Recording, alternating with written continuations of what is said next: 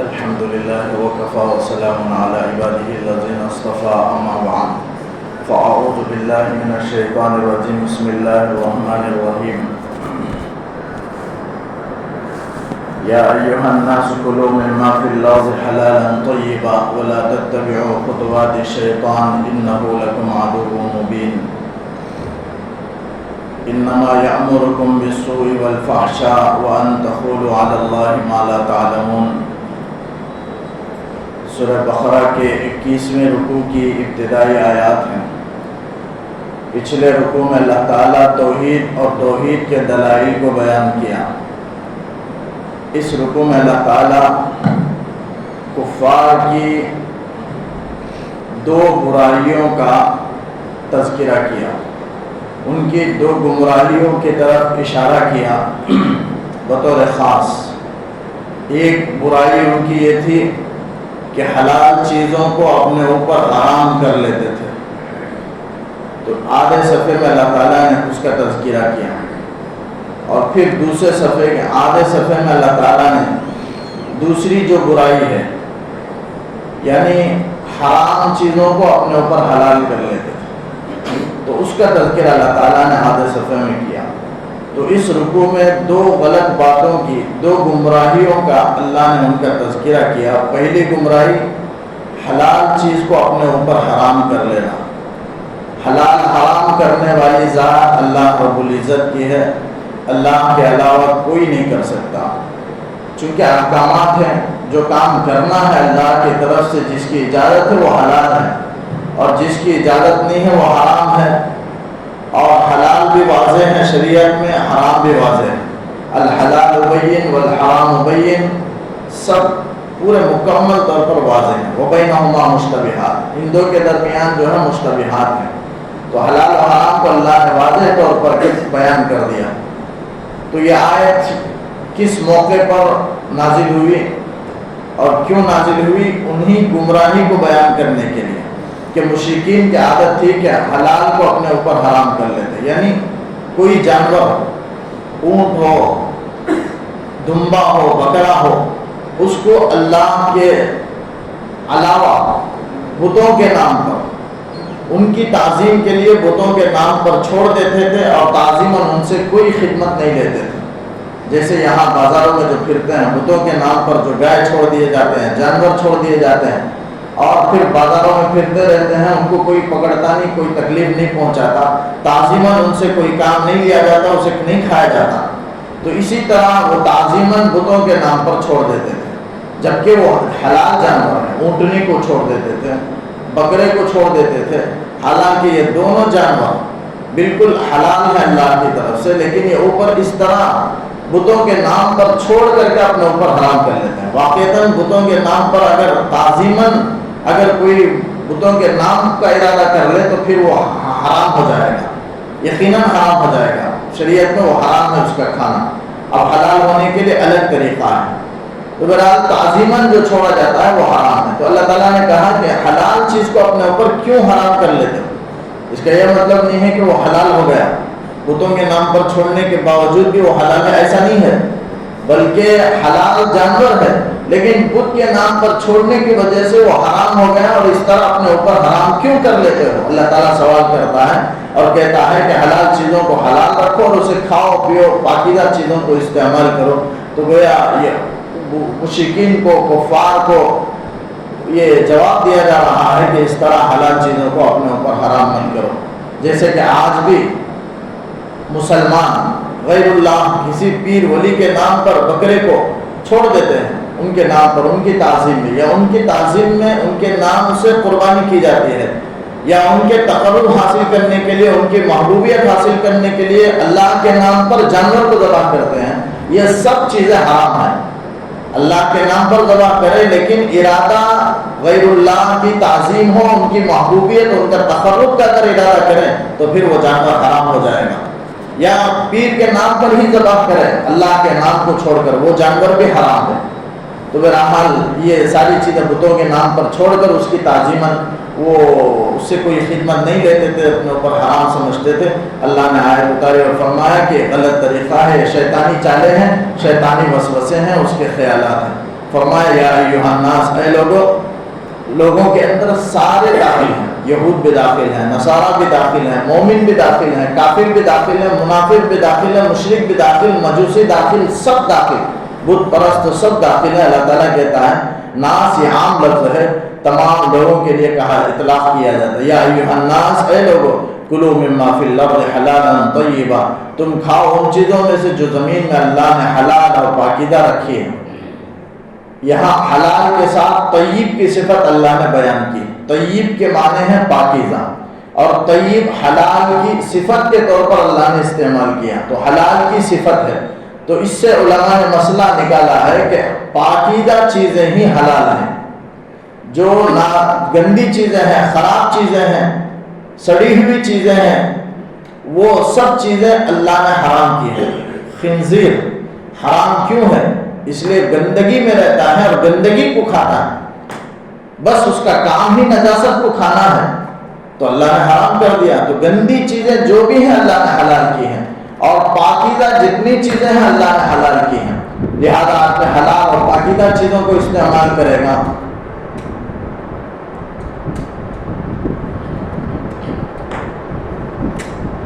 گندی چیزوں کو استعمال کرنے کے اللہ نے ممانعت فرما دی، فرمایا کلوا مما فی الارض حلالا طیبا۔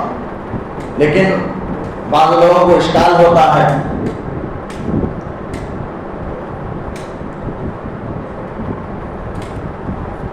کہ حلال چیز اگر علاج کے طور پر، حرام چیز کو اگر علاج کے طور پر اگر آدمی استعمال کرے تو کیا اس کی گنجائش ہے؟ تو ان کے لیے کوئی مسئلہ میں پیش نہیں کرتا، ایک حدیث پیش کر دیتا ہوں۔ اللہ کے رسول صلی اللہ علیہ وسلم نے فرمایا ان اللہ تعالی لم یجعل شفاءکم فیما حرم علیکم، اللہ نے تمہارے حرام کردہ چیزوں میں شفا نہیں رکھی ہے، تو اس لیے آدمی حرام چیزوں کو استعمال نہیں کر سکتا۔ حرام چیزیں وہ گندی اور ناپاک ہوتی ہیں، اور ان کو اللہ نے حلال نہیں کیا، اس میں شفا بھی اللہ نے نہیں رکھی ہے حرام چیزوں میں۔ حلال چیزوں ہی میں اللہ پاکیزہ ہیں، طیب ہیں، حلال ہیں، اور صحت بخش ہیں، اور شفا بخش ہیں، ان چیزوں کو اللہ نے حلال کیا۔ جو چیزیں گندی ہیں، شفا بخش نہیں، اللہ نے ان کو حرام کیا ہے، تو پاکیزہ کھانے کا اللہ نے حکم دیا، فرمایا ولا تتبعوا۔ اور اسی میں یہ بھی داخل ہے کہ بت کے نام پر جانور کو چھوڑ دینا ان کی تعظیم میں، اور اپنے اوپر اسے حرام کر لینا، اس طرح حرام جانور کو استعمال کرنا وہ بھی ممانعت ہے، وہ بھی اس آیت کے اندر داخل ہے۔ اللہ نے کہا کہ اس طرح مت کرو، ولا تتبعوا خطوات الشیطان، شیطان کے نقش قدم کی اتباع مت کرو، انہ لکم عدو مبین، وہ تمہارا واضح کھلا دشمن ہے۔ یہ سب شیطانی چالیں ہیں، شیطانی وسوسے ہیں، شیطان کے ذہن میں ڈالے ہوئی باتیں ہیں، تو اس لیے اللہ تعالیٰ کہتا ہے کہ یہ سب غلط ہیں۔ ان کے شیطان انسان کا کھلا دشمن ہے، یہ چاہتا ہی نہیں کہ انسان سیدھے راستے پر آئے، احکامات پر آئے، شیطان ہی نہیں چاہتا، وہ تو گناہوں کا، گندگی کا، برائی کا مجسمہ ہے۔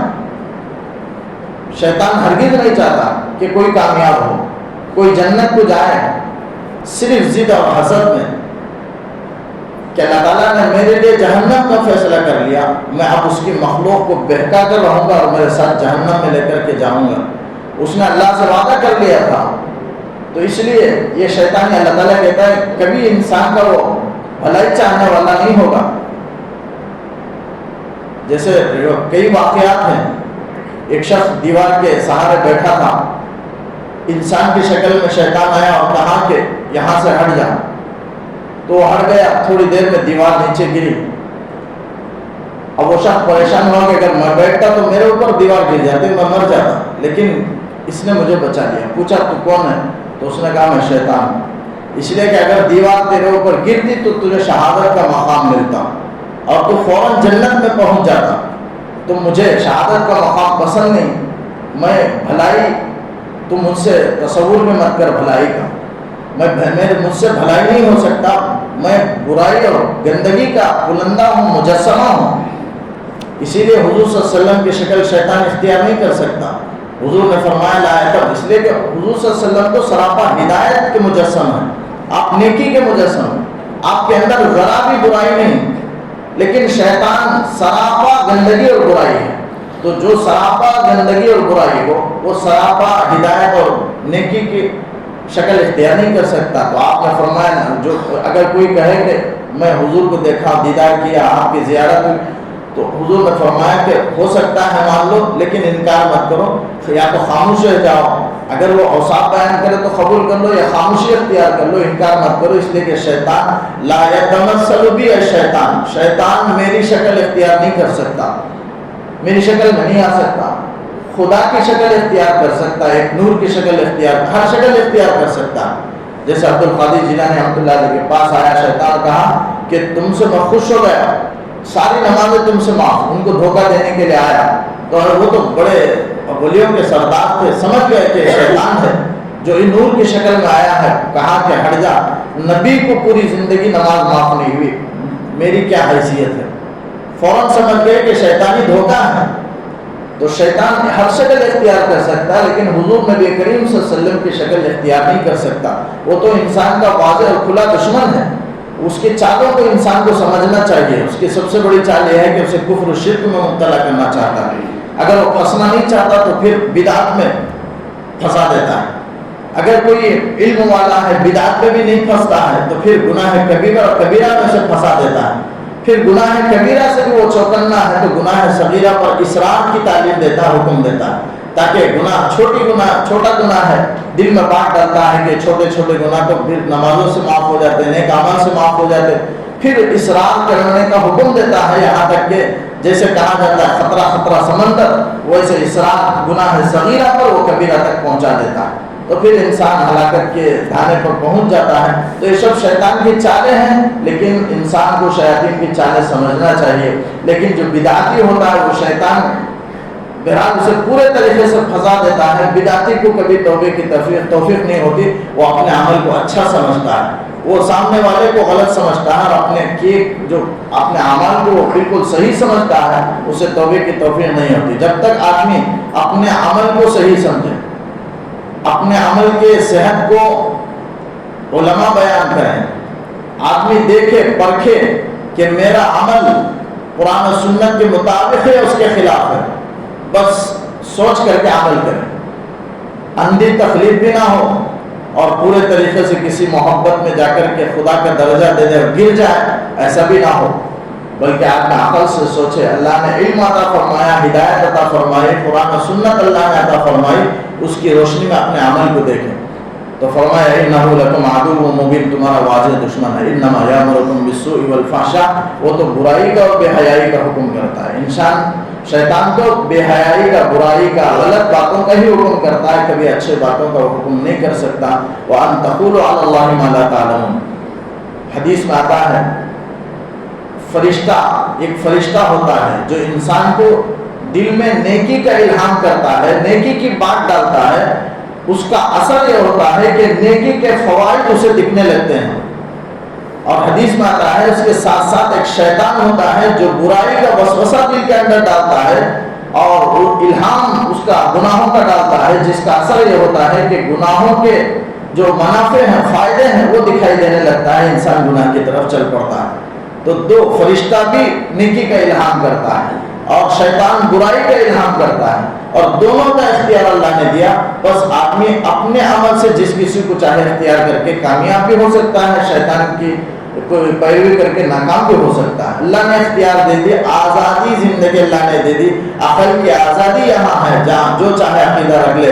عمل کی آزادی اللہ نے یہاں دی ہے، کوئی گرفت نہیں، کوئی زبردستی نہیں. کوئی غلط راستے کی طرف جائے تو ہو سکتا ہے اللہ تعالیٰ اس کے پیر کو موڑ دے، زبردستی رکا سکتا ہے، لیکن آزادی اللہ نے دی ہے. اس لیے کسی کو اس دنیا کے اندر گناہ کی طرف جاتے ہوئے پیر نہیں مڑے گا اور رگیں نہیں کھنچ جائیں گے، بلکہ اللہ تعالیٰ دے دیں گے، موقع دے دیں گے. اس لیے کہ آزادی ہے، آدمی اپنے آزادی.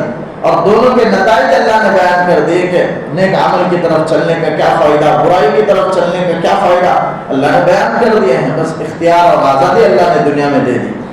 تو شیطان تو برائی کا حکم کرتا ہے، وَأَن تَقُولُوا عَلَى اللَّهِ مَا لَا تَعْلَمُونَ. اور پھر مزید شیطان کی برائی یہ ہے کہ دل میں یہ بات ڈالتا ہے کہ یہ اللہ کی طرف سے. وَأَن تَقُولُوا، یہ کہ تم کہو اللہ پر ایسی بات کو جو تم نہیں جانتے ہو، مَا لَا تَعْلَمُونَ. یعنی کسی بتوں کے تعظیم میں، ولی کے تعظیم میں بکرا چھوڑنے کے بعد شیطان دل میں ڈالتا ہے کہ شریعت میں یہی ہے، محبت کا تقاضا یہی ہے اور اللہ نے اولیاء سے محبت کا حکم دیا، اللہ کے رسول نے حکم دیا، ان کی دشمنی سے جنگ کا حکم دیا۔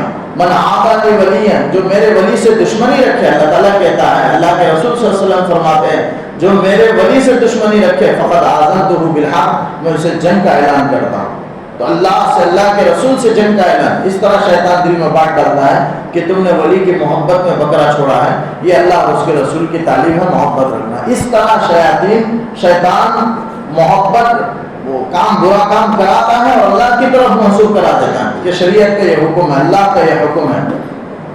وَإِذَا قِيلَ لَهُمُ اتَّبِعُوا مَا أَنزَلَ اللَّهُ قَالُوا بَلْ نَتَّبِعُ مَا أَلْفَيْنَا عَلَيْهِ آبَاءَنَا، جب ان سے کہا جائے یعنی ان کافرین سے، مشرکین سے کہ تم اتباع کرو، یعنی توحید پرستی میں اللہ کو ایک مانو، اور پھر حرام کر، حلال و حرام میں اللہ کے حرام کردہ چیزوں کو حرام ہی رکھو، تو وہ کہنے لگتے ہیں۔ ان سے کہا جائے کہ اتبعوا ما انزل اللہ، جو اللہ نے نازل کی ہے اس کی اتباع کرو، توحید کے سلسلے میں، حلال و حرام کے سلسلے میں جو باتیں اللہ نے اتاری ہیں اس کی اتباع کرو، اس کے حکم پر عمل کرو۔ تو قالوا کہنے لگتے ہیں کہ بل نتبع ما الفینا علیہ آباءنا، ہم تو اتباع کریں گے اسی کی جس پر ہم نے اپنے باپ دادا کو پایا ہے، آبا و اجداد کو جس پر ہم نے پایا ہے ہم اسی کی اتباع کریں گے۔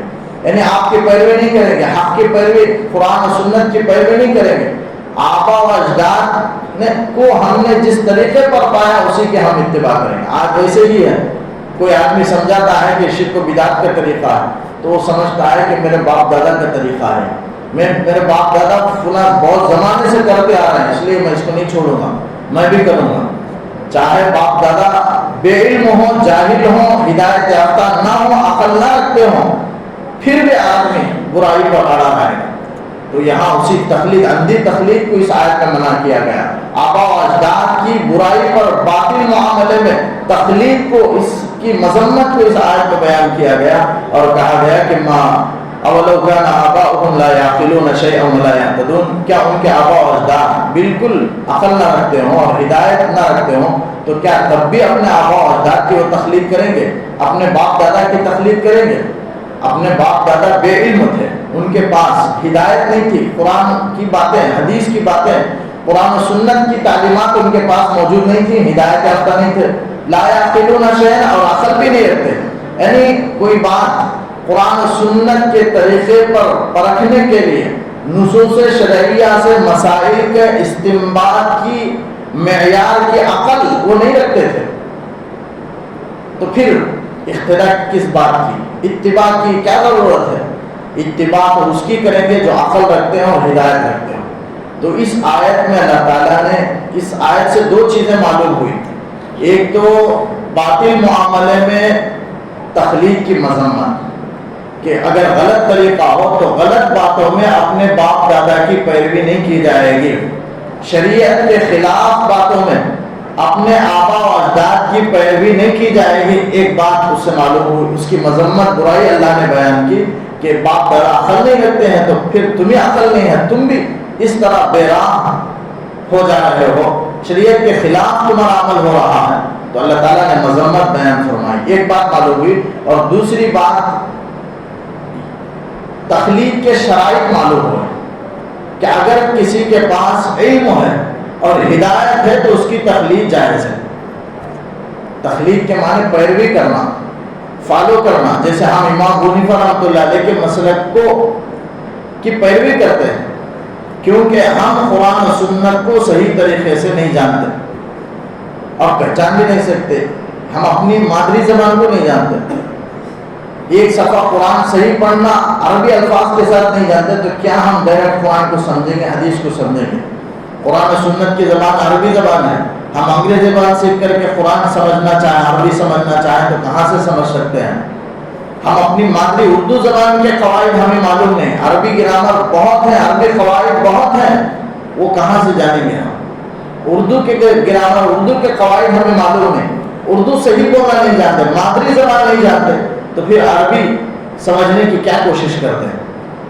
کوئی بغیر امام کی تقلید کے صحیح راستے پر نہیں آ سکتا، امام کی تقلید کرنا پڑے گا۔ صحابہ کرام کے زمانے کے وہ لوگ ہیں مقدس ہستیاں، اگر کوئی ان کی تقلید نہیں کرے گا، چار امام میں سے کسی ایک کی، اور کہے گا کہ تقلید جائز نہیں ہے بلکہ اپنی رائے سے خود قرآن و حدیث کو سمجھنا ہے، تو ضلالت کے گڑھے میں گر جائے گا۔ کیسے سمجھے گا؟ اگر مقدس شخصیات کی تقلید کو اگر کرنا چھوڑ دے گا انسان، تو آج خریب زمانے کے، برائیوں کے زمانے کے انسان کی تقلید کرنا پڑے گا۔ اپنی جماعت کی، جو کوئی آدمی، ہر آدمی کی کوئی جماعت ہوتی ہے، اس کا ایک بڑا ہوتا ہے، اس کی تقلید کرتے ہیں آج کے زمانے کے، جو مودی امت شاہ کے زمانے کے ہیں۔ حضور نبی کریم صلی اللہ علیہ وسلم اور صحابہ کے زمانے کی شخصیت کی اگر پیروی نہیں کریں گے تو اللہ تعالیٰ ایسے انسانوں کے پیچھے لگا دیں گے۔ تو بہرحال تقلید بالکل صحیح ہے اور جائز ہے۔ 4 اماموں کی جو تقلید کی جاتی ہے، چاروں حق پر ہیں۔ امام ابو حنیفہ رحمۃ اللہ علیہ حق پر ہیں، امام مالک حق پر ہیں، امام شافعی حق پر ہیں، احمد بن حنبل حق پر ہیں۔ چاروں مسئلے، اس کا یہ مطلب نہیں کہ جو آسان ہو اس طرف چل، ویسے تو پھر نہیں کرنا ہے بلکہ شریعت کی پیروی کرنا ہے، تو تقلید کریں۔ پیروی نہیں کریں گے تو پھر انسان ضلالت کے گڑھے میں گر جائے گا۔ تو اس آیت سے بعض حضرات اس آیت کو تقلید کی مذمت میں پیش کرتے ہیں کہ آبا، یہاں تو آبا و اجداد کے اللہ نے جو علم نے بیان فرمائی، ایک بات اللہ نے بیان فرمائی اور دوسری بات بیان فرمائی، اور یہ 2 بات۔ 4 امام جو ہیں وہ علم رکھتے ہیں اور ہدایت رکھتے ہیں، ہدایت ان کے پاس ہے۔ تو اگر حق کے معاملے میں اگر کسی کی تقلید کرنا ہے تو یہ دین کے اصولوں میں سے ایک اصول ہے، ایک بنیاد، ایک مستقل بنیاد ہے کہ ہمارے دین کی حفاظت ہے تقلید کرنے میں۔ جو تقلید نہیں کرے گا اس کی دین کی حفاظت نہیں ہوگی، تب پھرے گا ادھر ادھر، وہ کبھی سیدھے مسئلے کی تلاشی میں رہے گا۔ تو تقلید ضروری ہے۔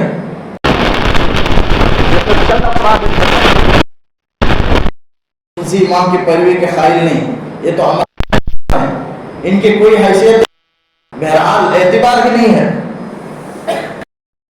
لیکن پوری دنیا سے زیادہ امام ابو حنیفہ رحمۃ اللہ علیہ کی تقلید، مکہ اور مدینہ امام احمد بن حنبل، امام مالک کی پیروی کرنے والے، اور بڑا حصہ زمین کی تقلید کرنے والے، یہ سب کیوں صحیح ہے؟ اس لیے کہ سب کا مقصد قرآن۔ لوگ صرف امام ابو حنیفہ کی دشمنی میں کہتے ہیں کہ ان کو کوئی مسئلہ معلوم نہیں، حدیث معلوم نہیں۔ حضور کے زمانے آبا سے انہوں نے ملاقات کی ہیں کہ حدیث ان بالکل حدیث کے منشے کو سمجھنے والے شخصیات ہیں، صحیح نہج پر سمجھنے والے مقدس شخصیات، ان کی پیروی کیے بغیر نجات مشکل ہے۔ یقیناً آدمی غلطی پر جائے گا تو کی مذمت کو پیش نہ کریں بلکہ غور کریں، لائق کی بھی قید ہے، حق کے کر سکتے ہیں۔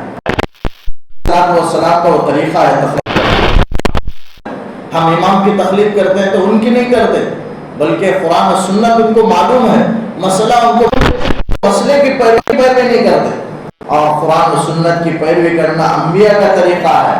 حضرت یوسف علیہ السلام انی ترکت ملت یؤمنون باللہ وہم بالآخرۃ هم کافرون، میں اپنے ملت کو چھوڑ دیتا ہوں، میری قوم کی ملت کو، ایسی قوم کی ملت نہیں رکھتے۔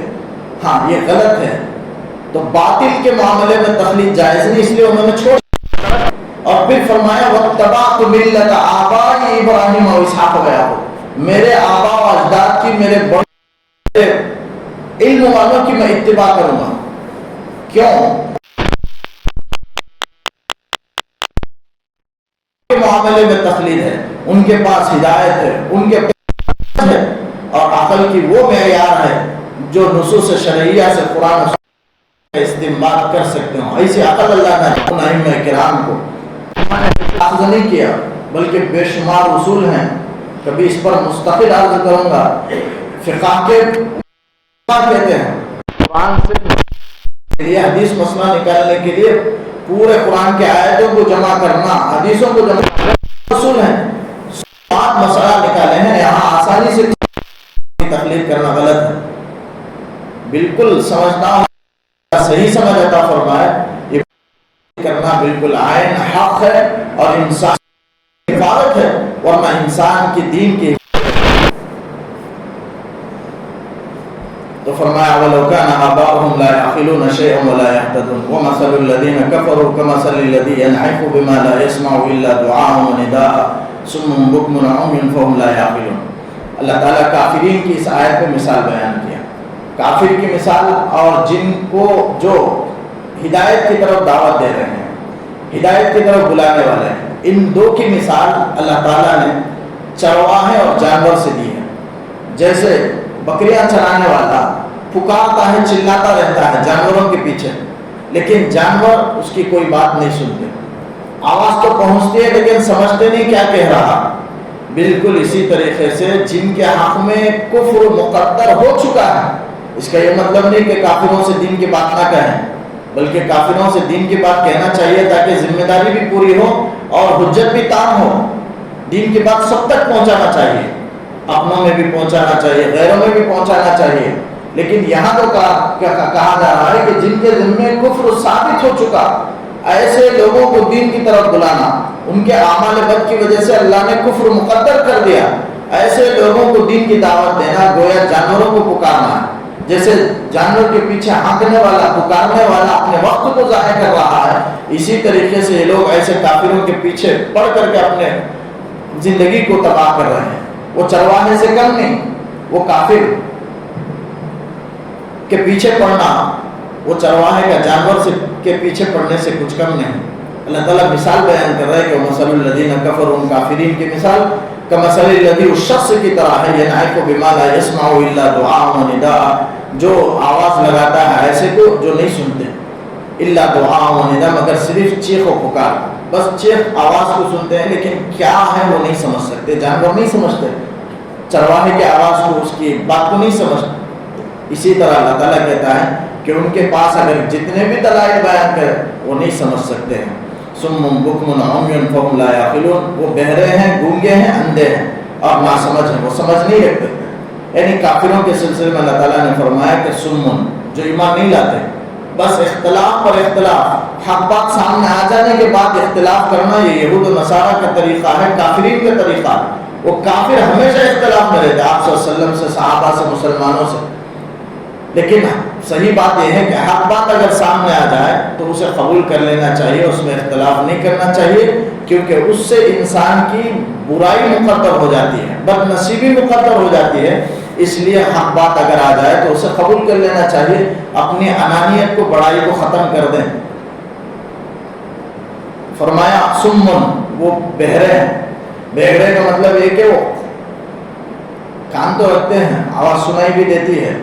بہرے کا مطلب یہ کہ وہ دین کی بات، جو دلائل توحید کی بات جو بتائی جاتی ہے، سننے کے بعد بھی انسنی کر دیتے ہیں، ایسے ہو جاتا ہے گویا کہ سنا ہی نہیں۔ یہ مطلب ہے سمن کا، ورنہ حقیقت میں ان کو سنائی تو دیتا ہے۔ بکمن، بہرے ہیں، اور بکمن، گونگے ہیں۔ گونگے کا مطلب ہے کہ بولتے تو ہیں ظاہر میں، لیکن حقیقت میں وہ دین کی بات، توحید کی بات ان کی زبان سے نکلتی ہی نہیں، اس اعتبار سے ان کو گونگا کہا گیا۔ عمیون، اندھے ہیں۔ اندھے کا مطلب دیکھتے ہیں، چلتے ہیں راستے میں، پوری دنیا چلتے پھرتے ہیں، مطلب حقیقت سے اندھے ہیں، یعنی بالکل حق سامنے نظر آنے کے باوجود ان کو دکھائی نہیں دے رہے ہیں اور اس کی طرف وہ نظر نہیں کر رہے ہیں، یہ مطلب ہے اندھے کا۔ فَهُمْ لَا يَعْقِلُونَ، سمجھتے نہیں ہیں۔ یا ایھا الذین آمنوا کلوا من طیبات ما رزقناکم واشکروا للہ ان کنتم ایاہ تعبدون، اے ایمان والو تم کھاؤ ان پاکیزہ چیزوں کو جو ہم نے تمہیں دی ہے۔ اللہ تعالیٰ پھر دوبارہ پاکیزہ چیزوں کو، اوپر عام لوگوں سے خطاب تھا، اس آیت میں بطور خاص مومنین سے خطاب ہے کہ اے مومنو تم پاکیزہ چیزوں کو کھاؤ جو ہم نے دیے، تمہیں دیا ہے۔ عبادتوں کے قبول ہونے میں، دعاؤں کے قبول ہونے میں پاکیزہ رزق کا بڑا دخل ہے۔ اگر کوئی حدیث میں آتا ہے کہ ایک شخص دعا کر رہا ہے، یا اللہ کہہ کر کے پکار رہا ہے، گڑ گڑا رہا ہے، عاجزی کر رہا ہے، حالانکہ اس کا کھانا حرام، پینا حرام، اس کی غذا حرام، اس کا پہننا حرام، اس کا بدن حرام غذا سے پرورش پائی ہے، تو اس کی دعا کہاں سے قبول ہو سکتی ہے؟ حدیث میں ہے۔ تو حلال رزق اختیار کرنا چاہیے، حلال کی فکر کرنی چاہیے مومنوں کو بطور خاص، حلال و حرام میں تمیز کرنا چاہیے۔ ایسا نہیں ہونا چاہیے کہ جو بھی مال مل جائے وہ میرا، چاہے وہ اس میں دوسرے کا حق ہو حق نہ سمجھے، ایسا نہ ہو، بلکہ حلال و حرام کی تمیز رکھے، یہی انسانیت ہے۔ اگر کوئی حلال و حرام کی تمیز نہیں رکھتا ہے تو درندگیت ہے، وہ انسانیت نہیں ہے۔ غلط طریقے سے دوسروں کا مال اپنے پاس روک کر کے کھا لیا، یہ تو درندگیت ہے انسانیت میں۔ جیسے شیر ہے، شیر کیا کرتا ہے؟ دوسرے کے جانور حملہ کرتا ہے، معصوم جانوروں پر حملہ کرتا ہے، اسے کوئی درد تکلیف کی بات نہیں ہے، بس اپنی بھوک مٹانا، اپنی زندگی گزارنا، اپنے بچوں کو پالنا، بس یہی اس کا شیر کا مقصد ہوتا ہے، درندہ ہے۔ اب انسان بھی ایسے ہی سوچے کہ میرا پیٹ بھر جائے اور میں اپنے بچوں کو پال دوں، دوسرا کہاں بھی چلا باہر میں چلا جائے، یہ تو درندگیت ہے۔ اور اللہ نے انسان بنایا، اشرف المخلوقات بنایا ہے، تو حلال و حرام کی تمیز ہونی چاہیے۔ عبادتوں کے قبول ہونے میں، دعاؤں کے قبول ہونے میں خاص اس کا اثر ہے۔ تو فرمایا کلوا من طیبات ما رزقناکم واشکروا للہ ان کنتم ایاہ تعبدون، اور اللہ کا شکر ادا کرو، شکر ادا کرنے کا اہتمام کرو اگر تم اسی کی عبادت کرتے ہو، یعنی اللہ ہی کی عبادت اگر صحیح معنی میں تم کرتے ہو اور تمہارا یہ عقیدہ یقین ہے کہ ہم اللہ ہی کی عبادت کرتے ہیں، تو پھر اس کی کھا کر اس کی نافرمانی کیوں؟ اس کا شکر ادا کرو۔ اور شکر دو طریقے سے ہوتا ہے، زبان سے بھی، عمل سے بھی۔ فرما برداری یہ عمل سے شکر ہے، اور الحمدللہ کہنا ہے زبان سے شکر ہے، اور دونوں شکر مطلوب ہے۔ تو بالکل جو ایک گمراہی تھی حلال کو حرام کرنا، اسی کا ذکر ہوا، اور دوسری جو چیز تھی یعنی حرام کو انہوں نے حلال کر لیا، جو اگلی آیت میں اللہ تعالیٰ نے اسے بیان کیا۔ میں تو سمجھا تھا کہ اس رکوع کو مکمل کروں، لیکن اس رکوع کو مکمل کرنے کے لیے پھر ایک مستقل نشست کی ضرورت ہے، تقریباً پونا 1 گھنٹے کی ضرورت ہے، تو اس لیے میں بات کو یہیں پر ارادہ ہوگا کہ ختم کر لوں تاکہ سوا پارہ مکمل ہو جائے گا، لیکن نہیں ہو سکتا، مشکل ہے، وقت ہو چکا ہے۔ بس اسی بات پر میں ختم کرتا ہوں۔ اللہ تعالیٰ سے دعا ہے کہ اللہ تعالیٰ کئی سنی باتوں پر ایمان کی تو عمل کی توفیق دے، ایمان کا کمال اللہ تعالیٰ نصیب کرے، تقوی و طہارت کی اللہ تعالیٰ دولت عطا کرے، ایمان پر خاتمہ نصیب فرمائے۔